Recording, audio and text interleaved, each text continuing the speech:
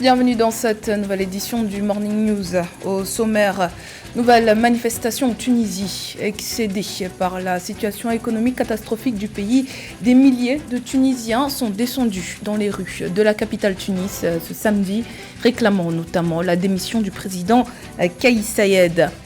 Le Tchad menacé par la famine. Un tiers de la population a besoin d'aide humanitaire d'urgence selon l'ONU. En cause, une grave sécheresse. Le pays subit de plein fouet les conséquences du réchauffement climatique. Et puis, la Coupe du Monde Qatar 2022 au cœur de la polémique. À quelques semaines du coup d'envoi de la compétition, de nombreux pays appellent au boycott de l'événement pour des raisons éthiques. Au milieu de ces soulèvements, comment les nations africaines se positionnent? On en parle en fin d'édition. Mais tout d'abord, élection présidentielle en République démocratique du Congo. L'UDPS, le parti au pouvoir, à la conquête de Kisangani. Ce samedi 15 octobre, le parti du président Félix Tshisekedi, qui briguera un second mandat en décembre 2023, a organisé un meeting dans la ville qui a voté Martin Fayoulou en 2018. Deuxième étape d'une tournée de dynamisation des électeurs entamée à Badundu, comme le stipulent les cadres du parti au pouvoir. Le secrétaire général du parti, Augustin Kabouya, a exhorté les milliers de personnes qui ont pris part à l'événement à permettre au président sortant de continuer son travail en lui offrant un nouveau mandat. Il a également appelé la population de Kisangani à élire les membres de l'UDPS à la députation dans la ville où il ne compte actuellement aucun élu. Face aux pénuries récurrentes de denrées de première nécessité sur fond de controverses sur la question du pouvoir entièrement détenu par le président Kais Saied, les Tunisiens sont excédés. Ce samedi 15 octobre, ils étaient à nouveau des milliers à manifester dans la capitale contre le pouvoir en place. Zahra Mohamed Moutio. Des milliers de Tunisiens manifestent dans les rues de la capitale. C'était samedi dernier. Tous dénoncent la politique du président Kais Saied, qu'ils accusent d'être responsables de la crise économique. Menés par le Front de Salut National, les protestataires ont traversé les grandes artères de la ville, appelant à la démission du chef de l'État. Le peuple tunisien qui s'est battu pendant 50 ans pour la démocratie ne permettra pas que le putsch s'installe dans ce pays. On voit l'ampleur de la mauvaise gestion, de l'incompétence et de l'échec. Des manifestants qui crient leur colère face à la situation économique du pays. La Tunisie est confrontée à une profonde crise économique et financière, avec une dette extérieure qui a atteint 100% de son PIB, une inflation qui bat des records et des pénuries à répétition qui touchent plusieurs secteurs. Ce qui m'a motivé à venir ici aujourd'hui, c'est le coup d'État et les conditions misérables dans lesquelles se trouve le pays aujourd'hui. Il n'y a ni eau, ni lait, ni sucre, ni essence. Nous avons un président qui ne s'intéresse qu'au pouvoir. La reprise des rassemblements, nouvelle illustration de l'ampleur de la crise économique. Dans ce pays également englué dans une grave crise politique, depuis le coup de force du président Kais Saied, qui s'est arrogé les pleins pouvoirs depuis juillet 2021. Frappée par une pénurie, l'Éthiopie a décidé de restreindre l'émission de devises étrangères par les banques. La mesure concerne les entreprises qui importent des biens non prioritaires, sont visés des dizaines d'articles, dont des voitures. Le pays fait actuellement face à une baisse drastique de ses réserves de change. L'utilisation des devises étrangères sera désormais réservée à l'importation de denrées alimentaires, de médicaments et d'équipements médicaux ainsi que de matières premières. Ce mois-ci, les autorités ont également lancé la lutte contre le marché noir des monnaies étrangères. Au moins 400 comptes bancaires liés à ce trafic illicite ont été fermés. Les transactions en devises étrangères en Éthiopie sont aussi interdites. En mars, la Banque nationale d'Éthiopie indiquait que les réserves du pays étaient tombées à 1,6 milliard de dollars à la fin 2021, couvrant moins de 2 mois d'importation. Pour l'heure, aucun chiffre officiel récent n'a été divulgué. La vulnérabilité des personnes invalides face au risque de catastrophes naturelles, c'était l'un des axes de discussion sur lequel promoteurs et personnes handicapées camerounaises se sont penchés pour échanger dans le cadre de la célébration de la Journée internationale pour la prévention des catastrophes naturelles le 13 octobre dernier. Les personnes handicapées font partie des groupes étant plus à risque d'être impactés négativement par les catastrophes naturelles. Au Cameroun, ces personnes représentent 10% de la population. Joël Ballot.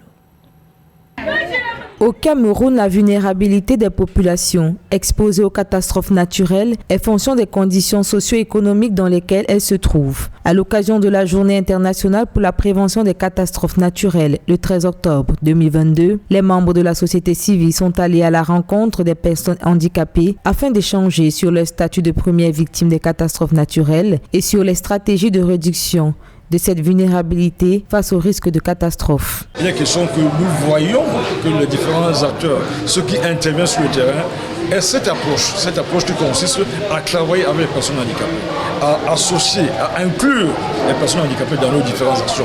Si nous cherchons à faire l'inclusion dans ce que nous faisons, à plus forte raison dans la réduction des risques de catastrophes. Pour accompagner les personnes handicapées dans le processus d'inclusion sociale, en mai 2022, le ministère des Affaires sociales a accordé la dispense d'âge aux invalides lors des recrutements de la fonction publique de l'État du Cameroun. De plus, en collaboration avec le ministère de la Santé, les dites entités se sont engagées en juillet à mutualiser leurs efforts pour viabiliser le Centre national de réhabilitation des handicapés, une nécessité pour l'équilibre social des invalides.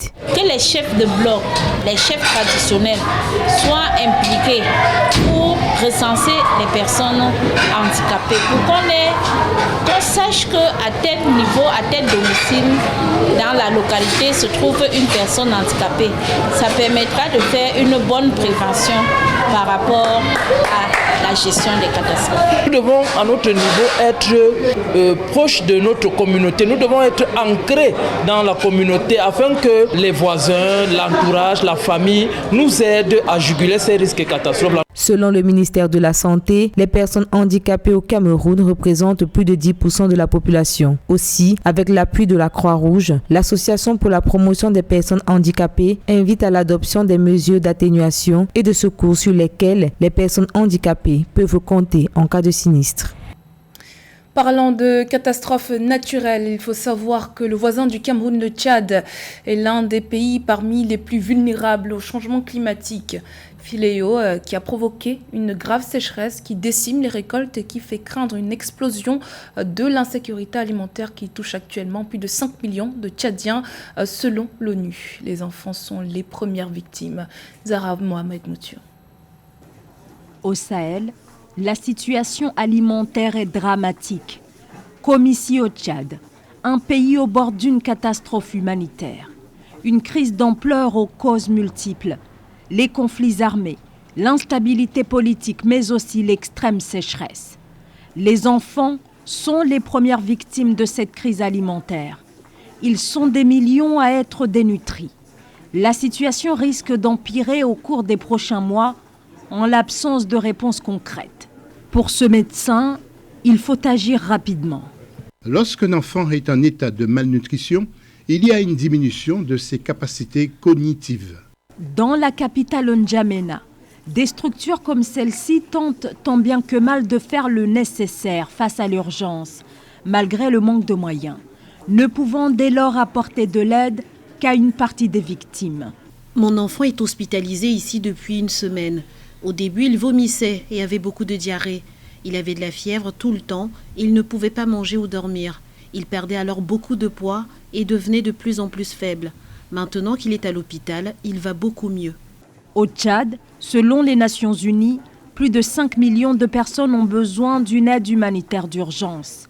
La situation ne cesse de s'aggraver, faisant craindre désormais une famine d'envergure, alors que le tiers de la population souffre déjà du manque de nourriture. Également dans l'actualité, au Burkina Faso, la situation sécuritaire demeure instable. Au moins 3 soldats et 8 supplétifs civils de l'armée ont été tués samedi 15 octobre lors d'une nouvelle attaque attribuée à des djihadistes dans la commune de Borom, au nord du pays. Cette attaque survient 2 semaines après le deuxième coup d'état militaire intervenu au Burkina Faso en 8 mois seulement. Coup de force perpétré par le capitaine Ibrahim Traoré, aujourd'hui à la tête du pays, contre le lieutenant-colonel Paul-Henri Damiba.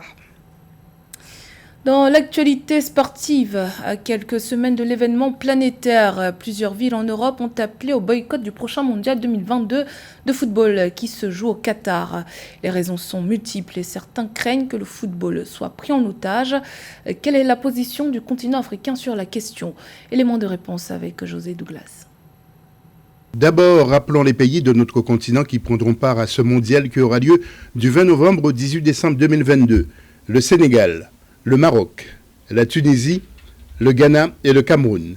Depuis quelques semaines, plusieurs villes d'Europe ont annoncé avoir fait le choix de ne pas installer d'écran géant pour suivre la compétition. D'autres promettent de ne pas regarder les matchs, une question qui divise. Pour certains, il serait question d'économie à cause de la crise et le contexte énergétique. Certains observateurs dénoncent un double langage des villes, brandissant aussi l'argument des droits de l'homme. Et aujourd'hui, on focalise le Qatar parce qu'il prépare une Coupe du Monde et on essaie de prendre le football en otage. Alors que je pense que ça aurait pu se passer avant et soulever certains problèmes qui sont soulevés. Je crois que c'est un faux problème pour l'instant aujourd'hui. On veut mettre le football en avant pour, soi-disant, révéler certains problèmes derrière, notamment au niveau des droits de l'homme, etc. Mais c'est un peu dommage que ça se passe maintenant. Pourquoi ils n'en ont pas parlé avant ? Depuis l'attribution de l'organisation de ce mondial au Qatar en 2010, la tenue de cette compétition dans l'État du Golfe a toujours fait l'objet de critiques, et essentiellement à propos de l'impact écologique de l'événement et les violations supposées des droits humains lors de la construction des stades. Officiellement, 3 morts ont été recensés, mais l'Organisation internationale du travail présente un autre chiffre de 50 travailleurs décédés, et même plus, et des émigrés pour la plupart. Non, on ne va pas boycotter. Vous savez, le football, il est mondial. Il doit se jouer partout. Pourquoi est-ce que... Moi, je fais partie de ceux qui pensent que la Coupe du Monde doit être le plus démocratisée possible. On doit s'attendre à une Coupe du Monde en Nouvelle-Zélande. On doit s'attendre à une Coupe du Monde à Madagascar. On doit s'attendre à une Coupe du Monde au Brésil, au Canada. Pourquoi est-ce qu'on ne devrait jouer la Coupe du Monde que dans des pays dits grands ? La dernière décision de boycott vient de la ville de Paris où le club du Paris Saint-Germain bat pavillon qatari depuis 2011 et des élus occupent la tribune VIP du Parc des Princes.